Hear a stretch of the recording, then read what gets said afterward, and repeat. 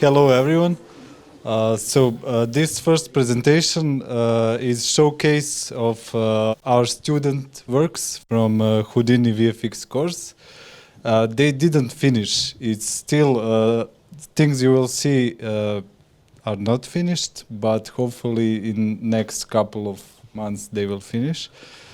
And yeah, so how many of you never use Houdini? Many. Artyom, okay, thank you. Okay, so how to learn Houdini? That is the question that's bothering you maybe. So this is the way. Okay. Okay, so start with Vex. Okay. Yeah, start with Vex, you end with Vex, and you do everything in Vex. If you are a programmer, that will do perfectly for you, and if you are not, you may get scared from that, and you can evade that learning path as a whole, but it's not recommended. Yeah. So then you might as well not work in Houdini, but in Blender. Okay, so that's it. Okay, you can go.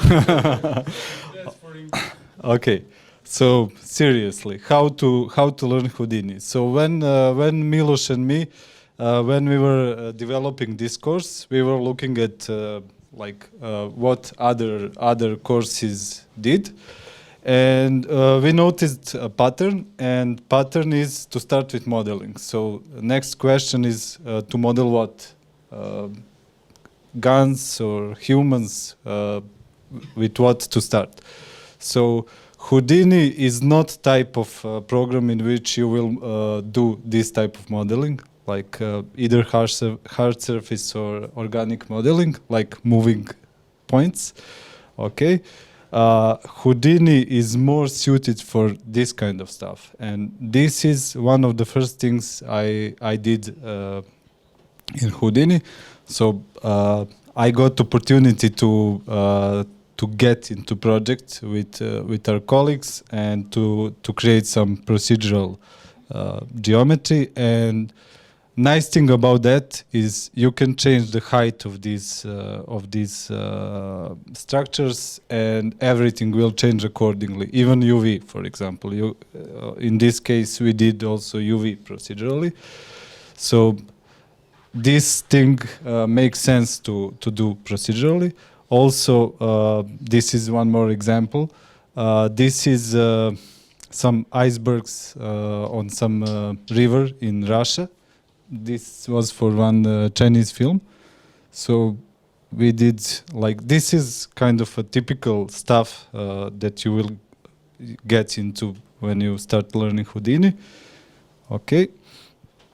So we did this Voronoi scattering and basically deleted some parts from the middle and created river in that kind of way. Okay, ice on the river. Okay, and the third example, this is from our course. So one theme that we got over in our course was voxel-based modeling. And did anyone heard about voxel modeling? 3D code or something like that? No? Okay, so basically Houdini is very powerful for this type of stuff. Yeah, it's missing the style. Okay. No, okay. And first pitfall that you will get into learning Houdini is trying to create these kind of scripts, okay, with thousands of nodes, and every junior gets over this, overcomplicating and thinking that creating thousands of nodes will make you a better artist, and your supervisors don't care about this, and your clients don't care about this. They care about results. So in time, you will learn how to optimize stuff and create smaller scripts. Okay.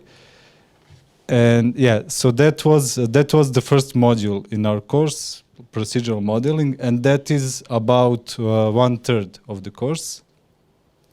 And then we get into particle simulations, and we did that a little bit differently. We started with solvers, and we tried to explain what solver does. So, does anyone have any idea what solver does? What is solver? It solves. Okay. So basically, what was the idea with starting with modeling, procedural modeling? Because in Houdini, it's the basis of everything. So solvers solve things that need to happen through time. So it looks at the frame and solves what should be happening in the next frame. And that's why everything moves, because solvers are for the temporal things. You can make a lot of beautiful things using solvers and everything just there. But it's a lot easier and a lot better to just have a good input. And that input is what you procedurally model, or what you get as an alembic file or whatever. But if we are just using our own scene and nothing else, you need to start with the proper input, and that input is what you model. And if you are good in doing that type of modeling, you will be a good artist as an artist, right? So basically, why was the solver that we are showing right now, why was that the first thing? Because Houdini has a lot of different solvers, and they are specific. There is a flip solver for water, there is a pyro solver for flames, there is a blah, blah, blah, blah, blah. But there is one solver that is the core of them all, and that is the pop solver. Is it? No, it's solver. It's a solver, yeah. But the first thing is a pop solver because it works on particles, and it's the most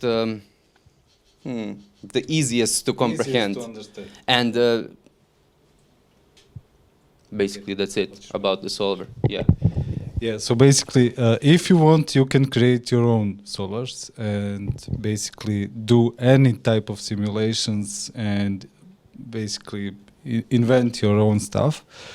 And yeah, our path was to start with this simple stuff like this growth solver, and then go into pyro. And one advice I can give you if you want to learn pyro or flip or anything like that, it's not don't be ashamed to use shelf tools or to look at the presets. Okay, and basically at some point you will learn how to do things from scratch. But if you are a beginner, don't bother with building everything from scratch. There will be time for that. And here we got into pyro simulations. Yes, video is a little bit clunky here. So this here, what you see is something called divergence, and you can use divergence to push or pull pyro or any other type of data in Houdini. Okay. And here, for example, what we did, we learned how to create some custom velocity fields for our pyro simulations. Okay, so this was like our week-to-week routine in the course. So we were learning these like small pieces of solvers, and yeah, and then this is somewhere around the middle of the course. We got into flip simulations, and one advice how to be good at flip simulations, because there is a lot of parameters, how to learn them. Basically, if you have machine that's not doing anything overnight, try to put as many simulations overnight with these stats around them to learn what they do, what parameters do. Of course, there is a lot of things in help, but in order to be good in that, you really need to try different combinations of parameters. So here we tried to create some kind of suction force, and here because we had a limited time. We were doing these whitewater simulations. Okay, I cannot remind that. Okay, each student in our class was doing different set of parameters, and we were doing like I don't know, maybe 50 wedges on that class, so we can see what each of these main parameters in whitewater simulation does. Okay, so there is a second pitfall here, and that's the thing I said. Yeah, Miloš recently went through this. Cranking up resolution will not make your stuff that is horrible look better.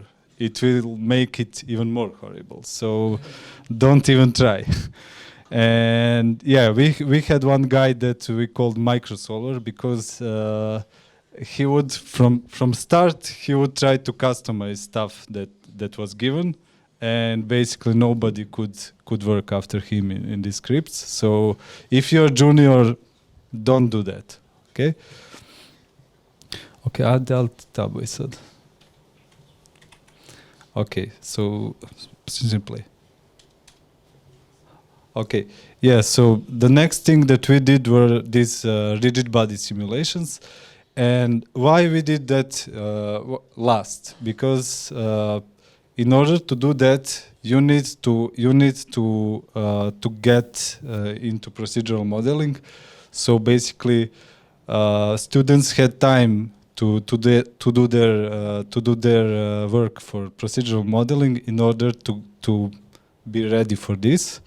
So basically, a lot of times you will get really bad geometry from Maya, Max, Blender, whatever, like somebody model house, car, whatever, and you will need to maybe process this geometry, fracture it, and then do your rigid body simulations. So these are some examples that we did on the course.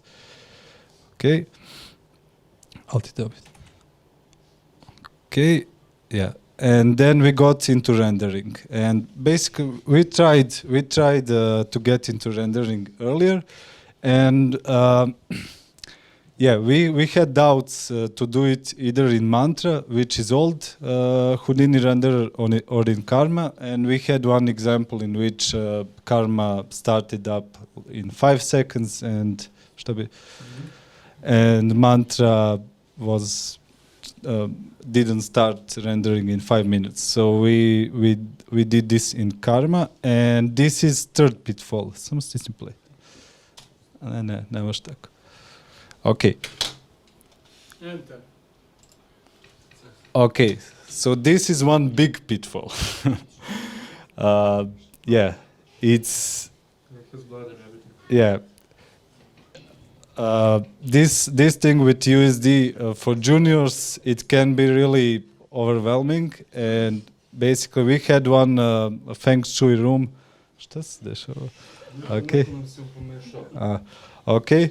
Yeah. So basically, this is we had this like one class. We had this example in which everyone did one asset, and we assembled everything in one scene. So this is the result with all the flickering. And it's obvious who is causing the flickering. Yeah, look at the ways. Okay, yeah. So that okay, and then we got into doing our own like final things. This was mine, so you can see it's very good. Okay. Yeah. So the idea was that everyone will do one house at the square that is 10 by 10, and then do 3 types of effects. So no effect, shield effect, and burning effect, and I don't have destruction effect. Yeah. Okay. So that is the idea for the final exams, and I will show what are the okay. Šta se dešava? Okay, danas je Marfi dan. Okay, so this is another one. For more students. So hereby starts the showcase of the works of our students from the last course, and you will be on the next one. So until then. Okay. So this is her shield. Beautiful. Okay. Okay, Jovan is not here. He's sick. Okay. So this is his shield. Okay. This is his burning. Okay, we didn't push them to do like texturing and super realistic shaders and everything. The thing is that when you start simple, because you cannot learn Houdini in 3 months or even in 3 years. But you start simple, and when you grasp the concepts, you then start meddling with making things look really beautiful. Okay. This guy made. He had the character here on top, but not this time. Yeah. Okay. So this thing with the shield, it's a little bit unclear how these stones will appear, but ništa nisam radio. Okay. Yep. Make the stones burn. Yeah. Okay. Okay, he sent this 15 minutes ago, so that's why we have to alt tab. Okay. Ništa. Yeah. Okay, alt tab. Okay. Jel on tu? Nije? Okay. Yeah, he sent this in the morning. Okay. Ajmo dalje. Okay. Možda. Čito zaustav. Ne. Marfi. Zaustavlja.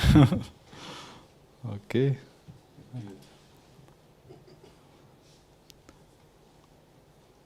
Nisam ja ozbiljno. Oh, this one is finished and beautiful. Yeah, this is final. Okay.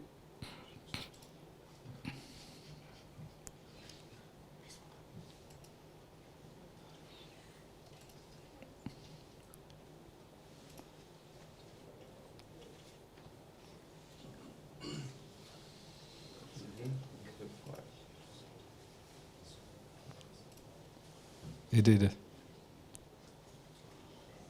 Yeah, we did this last night, as you can see.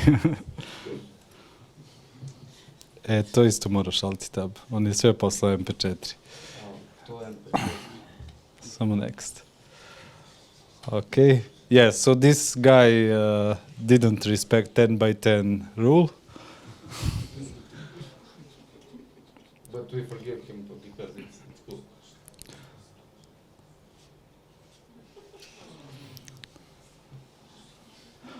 Yeah, so basically, he was actually, for this lollipop, he was actually generating heat around. So heat was catching this lollipop and like dynamically affecting viscosity. This is with snow, but now he has to marry these things together, and this will take another week, maybe.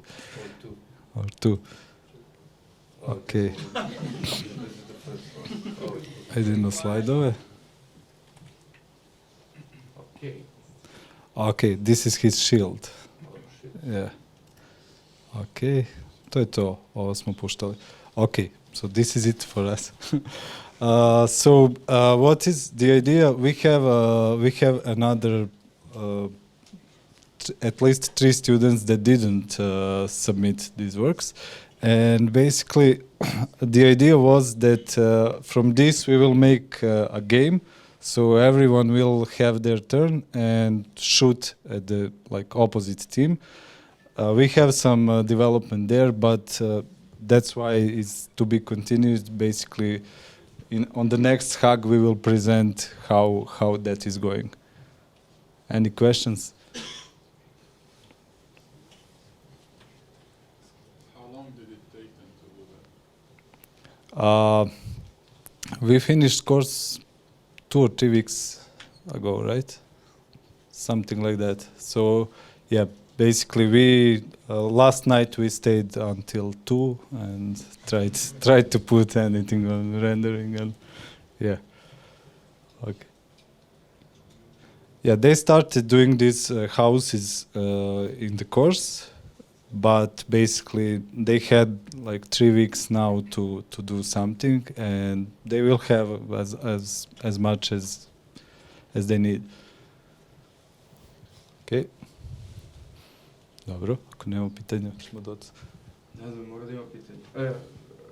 Any questions? think hard. I do not understand. Can you go again? Nema pitanja. Ja ne znam početi. Dobro. Šta? To je to.